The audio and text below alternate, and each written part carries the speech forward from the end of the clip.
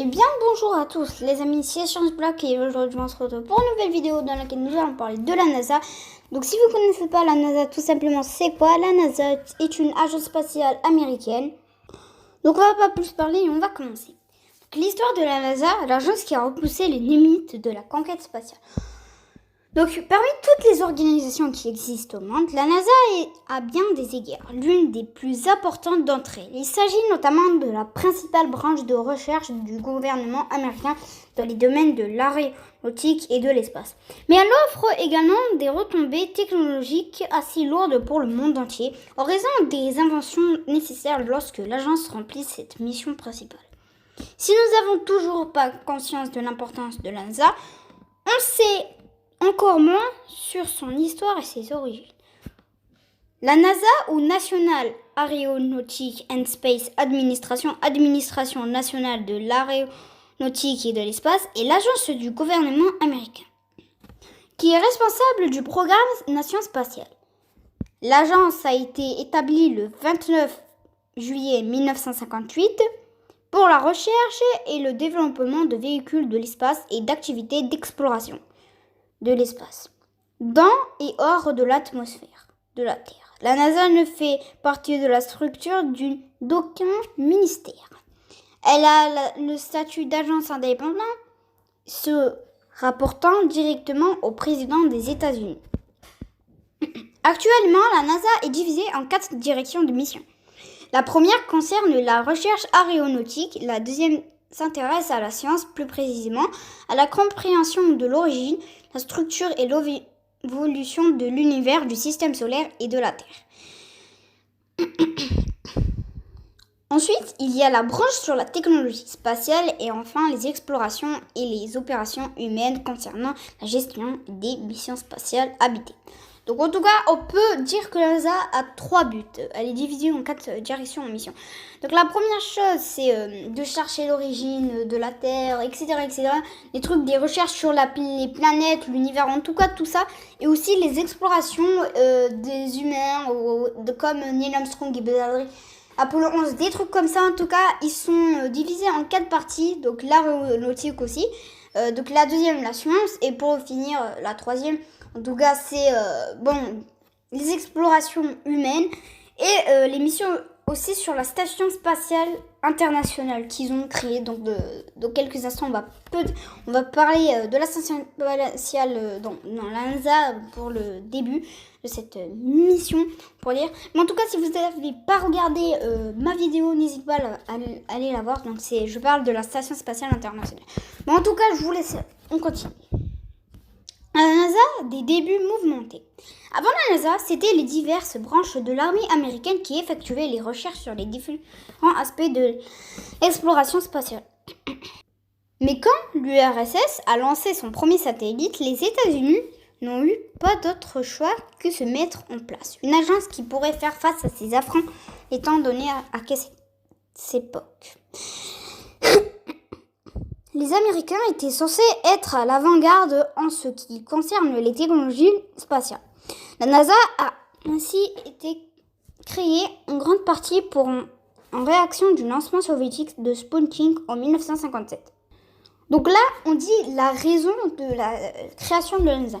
En fait, si vous voulez, il y a eu l'URSS. En fait, il y a eu un déclenchement de guerre, mais spatiale, voilà, la science. Donc en tout cas, en fait, Sputnik, les Russes, voilà, les Soviétiques ont lancé un satellite et eux, ils étaient vraiment très en retard parce qu'ils n'avaient rien fait. Mais ensuite, ils ont directement envoyé des hommes sur la Lune. C'est tout ce qu'ils ont fait pour le départ. Donc la NASA, on l'a créée à ce moment-là pour faire face à l'URSS, pour leur dire que nous on est plus fort que vous. Bon, en tout cas, c'est vraiment le bazar avec les soviétiques. Mais en tout cas, c'est eux qui l'ont vu. Mais on va pas plus parler. Je vous laisse on continue la vidéo. Lors de la création de la NASA, a été désigné comme étant le successeur de la NACA, National Advisory Committee for Aeronautics, mais avec une orientation plus civile et avec une application plus pacifique des différentes formes de technologie spatiale. C'est le Congrès américain de la NACA qui ont initié le projet d'établissement de la NASA. Ce sera finalement le président Dwight D. Eisenhower, excusez-moi, qui officialisera la création de l'Agence nationale aéronautique et spatiale, la loi sur l'aéronautique et l'espace à la date du 29 juillet 1958. Donc si vous ne connaissez pas je vous mets le nom de ce monsieur et sa photo. Donc en tout cas, ce monsieur-là, c'était le président de l'Amérique pendant les années 1950. En tout cas, il était un ancien président. Donc ce qu'il a fait, il a inauguré officiellement la NASA. Et il l'a remplacé par la NACA. En fait, la NACA, c'était, on pourrait dire la plus grande sœur de la NASA. Donc la NASA, c'est l'héritier. Et donc voilà, le roi, on pourrait dire que le prince, c'est la NASA. Donc en fait, tout simplement, c'est une famille. Voilà. Donc il y avait avant la NASA, la NACA.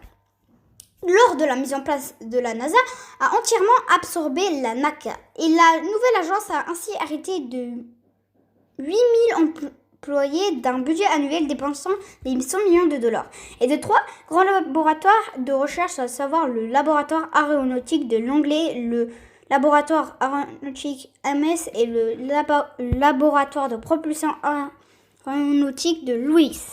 Donc en tout cas, on peut dire que lorsque la NASA s'est créée, il y avait vraiment d'un coup plein de employés, 8000 employés. Le budget annuel dépassant les 100 millions de dollars, en fait, c'était waouh. D'un coup, allez, c'est parti, c'est fini, allez, on continue.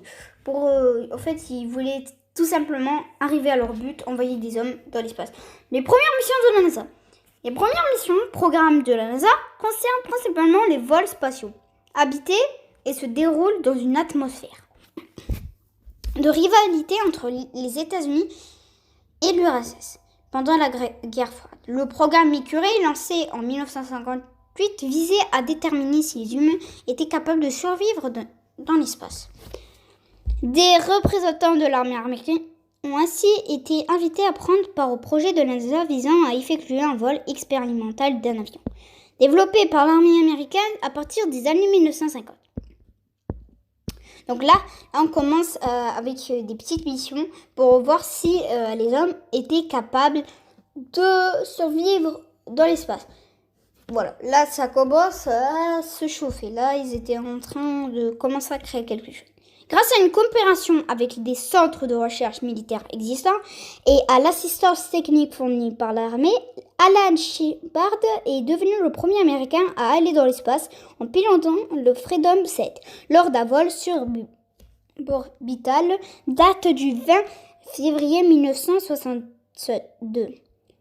John Glenn est devenu le premier astronaute américain à effectuer une orbite terrestre autour de la Terre.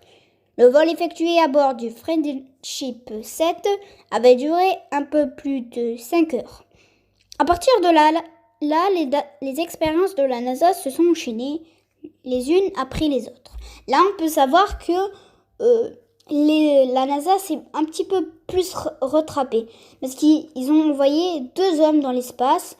Donc, le premier homme dans l'espace, voilà, juste dans l'espace. Et après, il y en a un. Donc le premier astronaute américain qui a effectué une orbite terrestre, voilà en tout cas. Et ensuite, après ça, il y a eu le programme Mercury qui a débuté en 1958 et qui s'est achevé en 1963. Après, il y a eu aussi le programme Gemini, donc voilà, qui en fait c'était pour mener des expériences dans la Lune, voilà. Et après, il y a eu le premier vol du programme Gemini. Donc voilà, là c'était un petit programme, ils avaient déjà annoncé le programme Gemini, mais après il y a eu le programme le 23 mars 1965, c'est le début. Donc ensuite il y a eu les vols Gemini, donc voilà, et après il y a eu plein de choses.